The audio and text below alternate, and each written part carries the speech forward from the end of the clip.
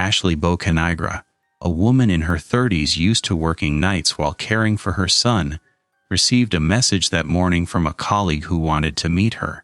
At first glance, the request seemed perfectly normal and nothing unusual, because Ashley had met him like this many times before. She was far from suspecting that this invitation would trigger a series of events that would turn her life upside down. As she quietly walked the familiar path to the meeting place, Ashley had no idea that those who had organized everything were already hiding behind the bushes. Everything seemed normal, the courtyard, the short message, and the familiar path, but every step brought her closer to the moment that would change everything. This ordinary meeting turned into a deadly trap, and her trust was rewarded with betrayal. Ashley was born on November 18, 1991, in the Bronx, a borough of New York City, and was raised by her mother Jessica, alongside an older sister. Little is known about her father, or whether he participated in her life. The family lived modestly but lacked nothing.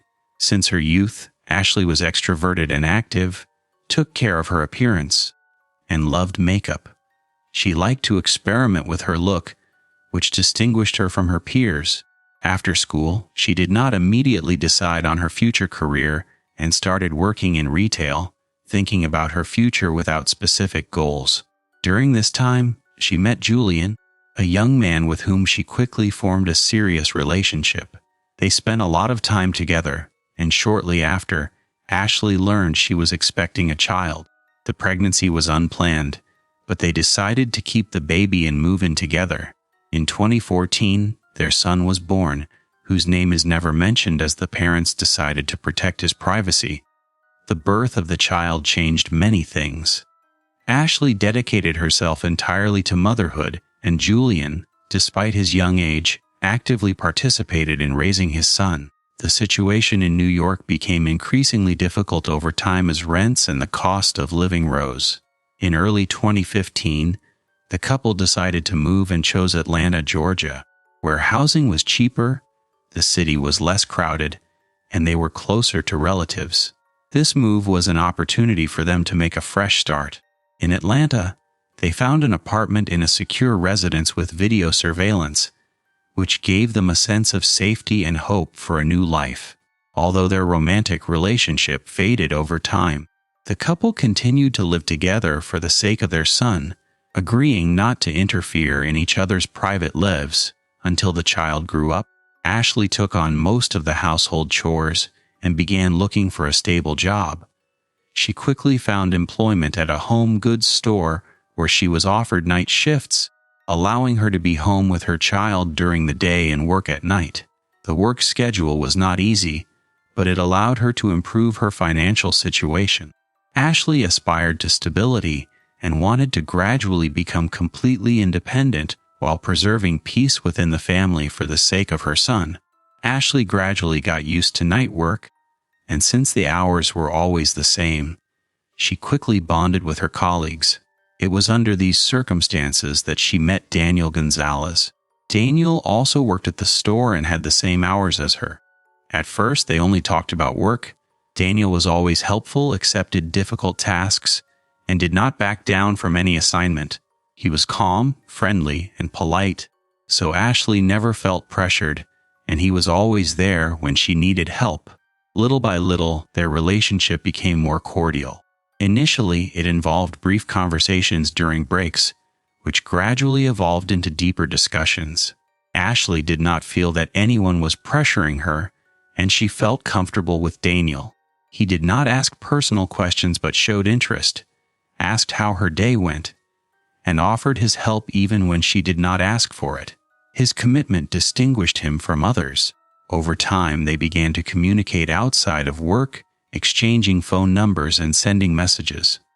At first, these were simple messages discussing trivial things and sometimes planning to see each other before their shift.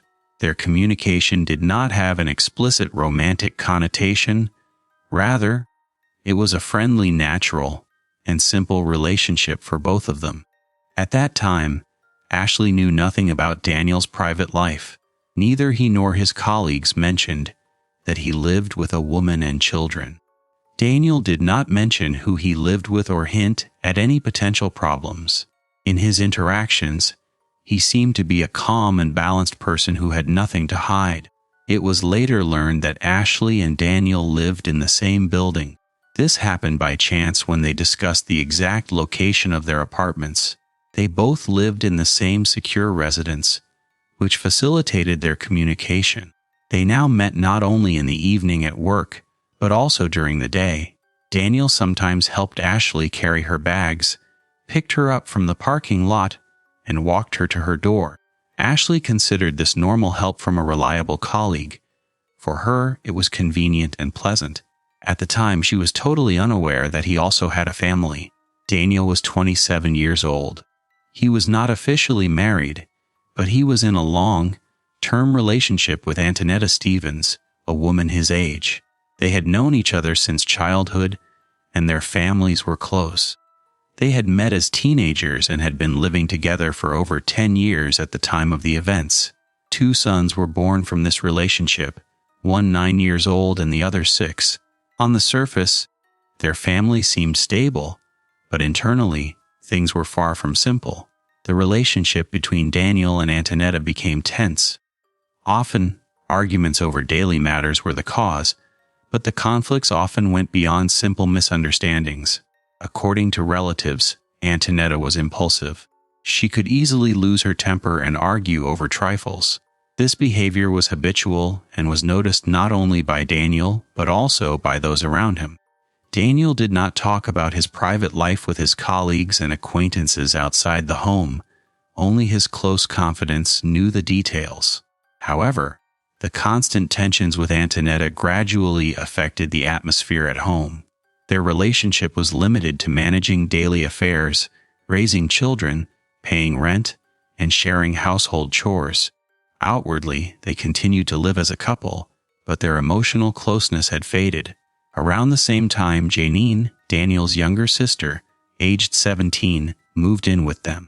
Her move was motivated by a desire for change and clarity about her future plans.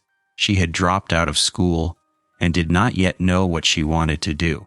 Her relatives hoped that living with her brother and his partner would help her make decisions and find a job. Janine quickly bonded with Antonetta.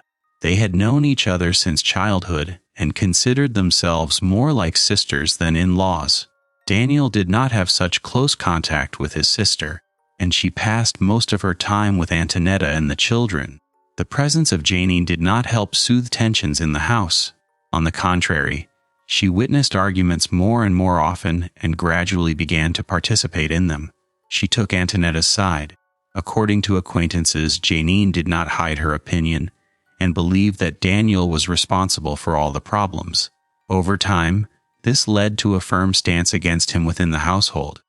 When Daniel began seeing Ashley, he was already living in a situation where he felt excluded. His partner was irritable, the children demanded constant attention, and his sister supported Antonetta. Under these circumstances, Daniel increasingly sought to leave the house late. He spent his time at work and stayed longer during breaks. Gradually, this became a way for him to distract himself from family problems. Although he was not thinking of changes at the time, these circumstances gradually pushed him to make new decisions. A few weeks after meeting at the store, Ashley and Daniel began to see each other more often outside of work. Their conversations were no longer limited to professional topics. They discussed their fatigue, their daily lives, and the education of their children. Ashley spoke of her son, her life with Julian, and her plan to move into her own apartment. Daniel listened attentively without interrupting her, highlighting the similarity of their situations. He spoke neither of his family nor of life with Antonetta and the children. His contacts with Ashley gradually became closer. They met before the start of their shift and sometimes chatted in the stairwell. Over time, Daniel began to stay at her place later and later. He sometimes came in the evening, helped prepare dinner, and stayed while the child watched television.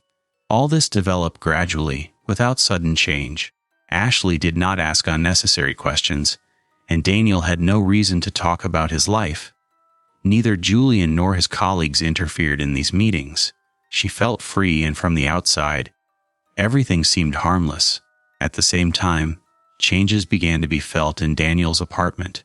Antonetta and Janine became increasingly attentive to his schedule. His frequent delays did not go unnoticed. Janine, always at home, noticed that her brother left the house without saying where he was going and returned later than usual. She did not know where he went, but she remembered these moments and shared them with Antonetta. Suspicion grew. At first, Antonetta did nothing, but over time her anxiety increased. At one point, Janine noticed that Daniel often spoke to the same woman in the building's parking lot. She did not know it was Ashley at that moment, but her face remained etched in her memory. Janine saw them chatting and spending time together, without apparent gestures or hugs. She drew no conclusions but observed everything more closely. While these meetings were perfectly normal for Ashley, the atmosphere was tense in Daniel's apartment. Antonetta no longer limited herself to questions. She began to check his phone and carefully observe his behavior. Her conviction that he was hiding something grew. From that moment, the trust between them began to crumble. In the summer of 2022, Daniel, Antonetta, their children, and Janine went to Florida to celebrate Antonetta's mother's wedding. The trip was planned as a week-long vacation, with a long drive and a stay with relatives. But despite the festive mood, a tense atmosphere reigned between Daniel and Antonetta from the first days. Arguments broke out even during the drive. One had not planned their day well, the other was tired, and they were just annoyed. Upon their arrival, the situation did not improve. Almost every day was spent arguing, and Antonetta's relatives noticed that the couple's relationship was becoming increasingly strained. By the middle of the week, the tension reached its peak. Arguments broke out even over insignificant details, and communication became increasingly irritable. Daniel was silent, withdrawn, and spent more time on his cell phone and out of the house. Antonetta saw this clearly, and although she tried not to let her feelings show, she could not always contain herself. One evening, after the wedding reception, while most of the guests were already resting, a conversation began that influenced the subsequent events. Daniel, tired and slightly drunk, was speaking with Janine in the garden. He said he was wary of his relationship with Antonetta and saw no future for it, then admitted to having another woman. He did not mention her name but implied that she was a colleague. Janine listened carefully but without openly expressing her opinion. This conversation marked a turning point. Janine, more attached to Antonetta than to her brother, immediately told her everything she had heard. She explained bluntly that Daniel had confessed to an affair with another woman. Antonetta reacted with unexpected calm. Instead of arguing immediately, she decided first to discover who this woman was. Preferring not to rush anything, she suggested Janine observe Daniel to confirm her suspicions. Janine agreed to support her. They decided to act only after returning to Atlanta. Antonetta remained reserved and silent on the surface. During the days following the trip, they did not clarify her relationship with Daniel, but behind this apparent calm, plans were hidden. Antonetta was determined to find out who this woman was. Upon the family's return from the trip, the atmosphere in Daniel's apartment was visibly tense. Although Antonetta and Janine no longer spoke directly about the confession, they began to carefully observe Daniel's slightest moves. They did not ask him direct questions but observed where he went, how he behaved, and who he met. Since Antonetta and Janine did not work, they spent most of their time at home. This allowed them to constantly monitor Daniel's activities. Janine noted when he left the house, who he crossed paths with at the entrance, and what he looked like upon his return. They also checked if his cell phone was unlocked. A few days after their return, Janine told Antonetta she had seen Daniel with a woman. After work, they were standing side by side, chatting and smoking. Although their behavior did not appear particularly romantic, a natural familiarity seemed to reign between them. Janine memorized the woman's appearance. Hearing the description, Antonetta immediately thought it was Ashley, the neighbor she had sometimes seen with her child in the garden.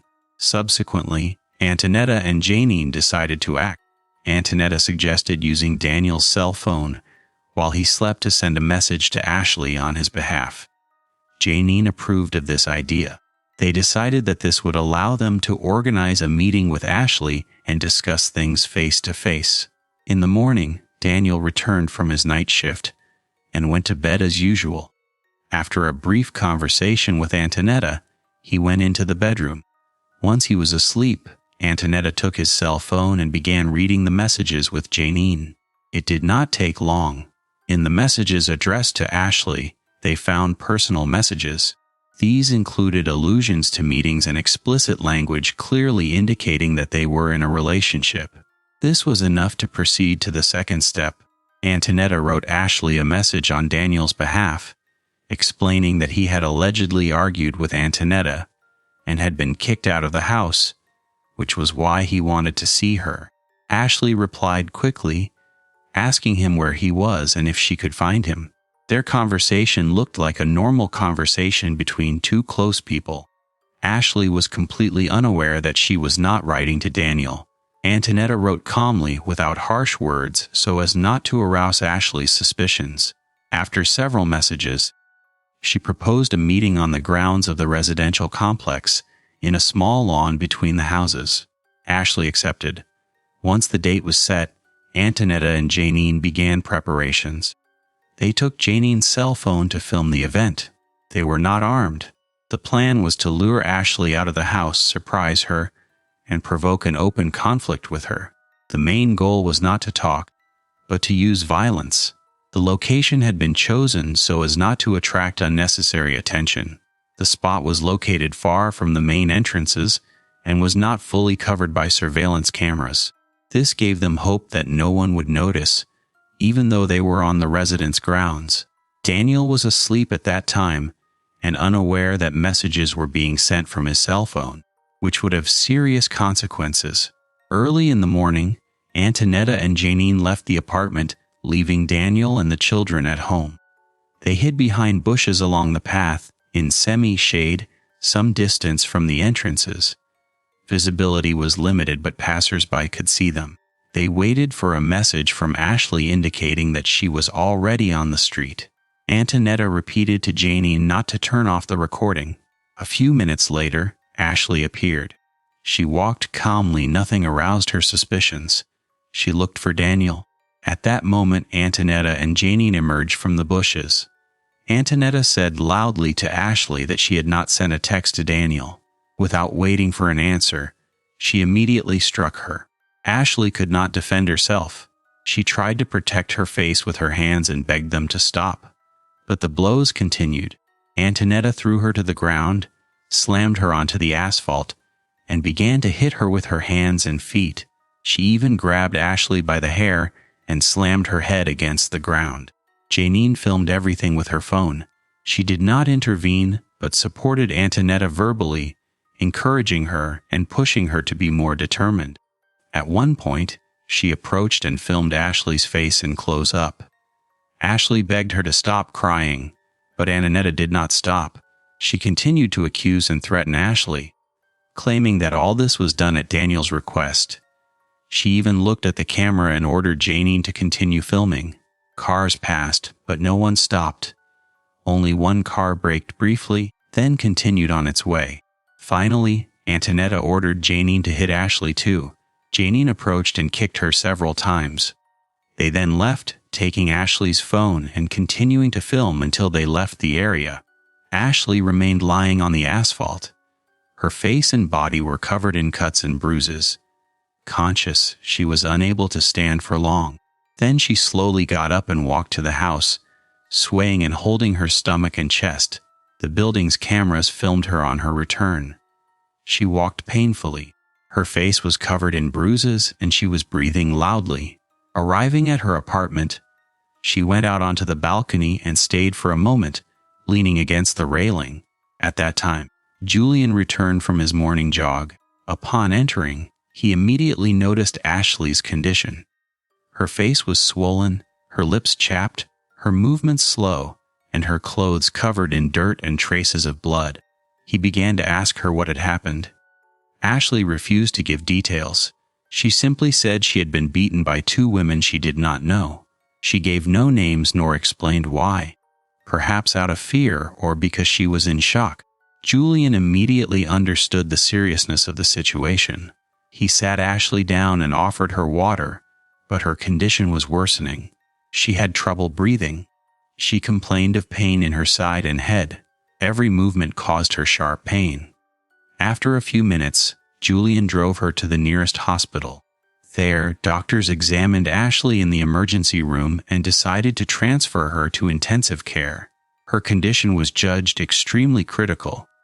She had numerous hematomas, broken ribs, and suspected internal injuries. Doctors also diagnosed head injuries. Several hours after the assault, the police arrived at the building following a call from witnesses who had driven by and seen the fight. Officers went to the apartment where Antonetta, Daniel, the children, and Janine lived. Daniel was not home at that time. Antonetta opened the door. She spoke calmly to the police and did not seem worried. She explained that a young woman had come to see them that morning, started an argument, and assaulted her. Antonetta claimed not to know her, that she came alone and provoked the conflict. At that time, the police had no reason to arrest her and Ashley had not yet filed a complaint. The victim's identity had not yet been established. Antonetta gave them a version that seemed plausible but was false. The doctors who had examined Ashley had already informed the police of the severity of her condition. However, during the officer's visit, this information was not linked to the conflict outside Antonetta's apartment. The police left the apartment without filing a report or seizing evidence. They simply took a verbal statement. This omission left the evidence intact. At that time, Antonetta and Janine were unaware that they would soon become suspects in a criminal case. Meanwhile, Ashley's condition continued to deteriorate. As the hospital did not have the necessary facilities for neurosurgery and emergency abdominal surgery, doctors decided to transfer Ashley urgently to a specialized hospital. She was transported by helicopter to a hospital in another region of the state. A team of resuscitation doctors and surgeons was already waiting for her. Upon her arrival, she was immediately taken to the operating room. Doctors tried to stop the internal bleeding and stabilize her blood pressure, but her injuries were too severe. She suffered from a partial liver tear and massive abdominal hemorrhage. During the operation, it became evident that her injuries were incompatible with life. 1 hour after her admission, despite all the doctors' efforts, Ashley's heart stopped beating. Doctors tried to restore her heart rhythm for half an hour, in vain. At the same time, the police received a report from the hospital indicating that a patient had been admitted with signs of violent assault. This information had already been transmitted during transport, but due to discrepancies, it was not immediately linked to the previously reported emergency call from the residents. Ashley's death changed the legal assessment of the incident. The police received a report from the hospital announcing her death. Duty officers compared this information with previously recorded data and immediately concluded that it was the same case. The information regarding the victim matched the name in the medical file and the resident file of the complex. The police decided to send another patrol to Antonetta's apartment. This time, the incident was no longer treated as a domestic dispute, but as a suspected intentional crime. A thorough investigation was opened. The police requested medical reports to confirm the nature of the injuries. Initial findings showed that they could not be the result of a simple dispute. Given the nature of the injuries, it was clear that it was a fight with many blows to vital organs. Ashley showed no signs of resistance. This means she probably had not resisted and was unable to defend herself. Based on medical reports, initial forensic examination reports, as well as recordings from the residence's surveillance cameras, a criminal case was opened. After the police confirmed Ashley's death, officers returned to the residence. Antonetta and Janine were arrested and taken to the police station. They were separated and interrogated. Antonetta answered questions calmly but said almost nothing. She avoided eye contact, spoke only briefly, and claimed that Ashley had come to her house, provoked an argument, and started fighting first.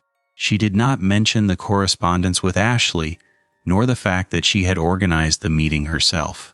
Antonetta insisted that she had acted in self-defense. When investigators pointed out the discrepancies between her statements and those from the hospital, she remained silent. After several additional questions, she refused to speak without a lawyer. Janine, however, behaved differently. Confident and relaxed, she began to recount what happened almost immediately. She showed no signs of agitation, smiling and joking. Her story was more like a conversation than an interrogation. Investigators decided not to intervene or interrupt her.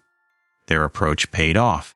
Janine recounted everything in detail: how Daniel had confessed his love to her, how she had immediately told Antonetta, how they had developed a plan for the messages to Ashley, and how they had organized a meeting. She spoke calmly about who had suggested filming everything, and how she and Antonetta had hidden while Ashley went to the meeting place. Janine also revealed that she herself had participated in the fight. She confessed to hitting Ashley several times because Antonetta had offered her help. She emphasized repeatedly that she considered it an opportune moment and had not thought about the consequences. These confessions were immediately recorded, which allowed a search warrant to be obtained. From then on, investigators knew that Antonetta and Janine had deliberately incited Ashley to beat her. Janine's lack of reasoning and calm reinforced suspicions of premeditation. After the interrogations, investigators issued a search warrant and confiscated the phones of everyone involved, including Janine's. On her phone, they found the full video of the assault.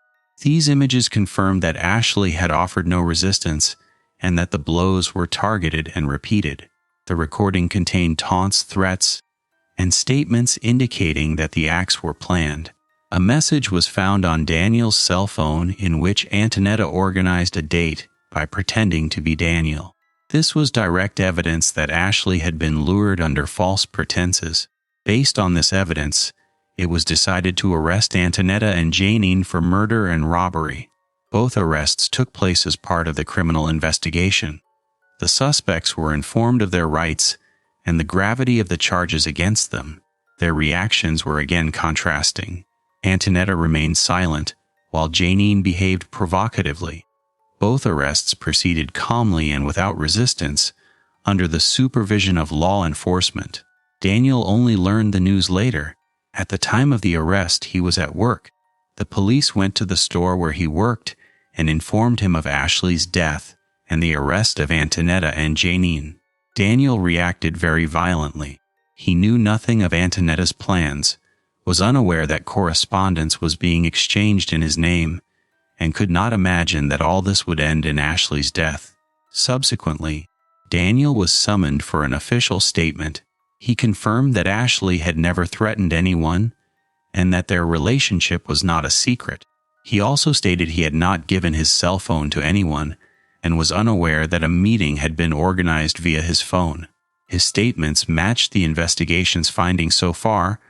Therefore, the police had no reason to suspect Daniel of complicity. Daniel agreed to participate in the investigation. The police considered citing him as a witness in court since his name had been used to trap Ashley, even though he knew nothing about it. At the end of the trial, Antonetta Stevens and Janine Gonzalez were found guilty of murder and robbery. Each was sentenced to prison time. Janine was sentenced to 20 years in prison. She was a minor at the time of the events, 17 years old. However, the court decided to treat her case as an adult. If Janine respects the conditions of detention, she could be released around age 37. The consequences of this tragedy were very serious. Ashley's son was left without a mother. His father, Julian, took over as guardian. Although Julian and Ashley had been separated for a long time, he was always actively involved in his son's life. Today, he fully assumes his upbringing and strives to provide him with a sense of security and stability despite this great loss. Antonetta and Daniel have 2 children. After his mother's arrest and Daniel's innocence was proven, he continued to care for his sons alone. Despite everything that happened and the shock of Ashley's death, he did not shirk his responsibilities towards his children. In the end, the tragedy touched both families. Ashley's son lost his mother, and Antonetta and Daniel's 2 children found themselves without them. Everything started in mistrust and jealousy and ended in death, imprisonment, and a difficult ordeal for children who had nothing to do with it. These events will remain forever etched in their lives, even if they were never directly involved. Thanks for watching, and take care of yourselves.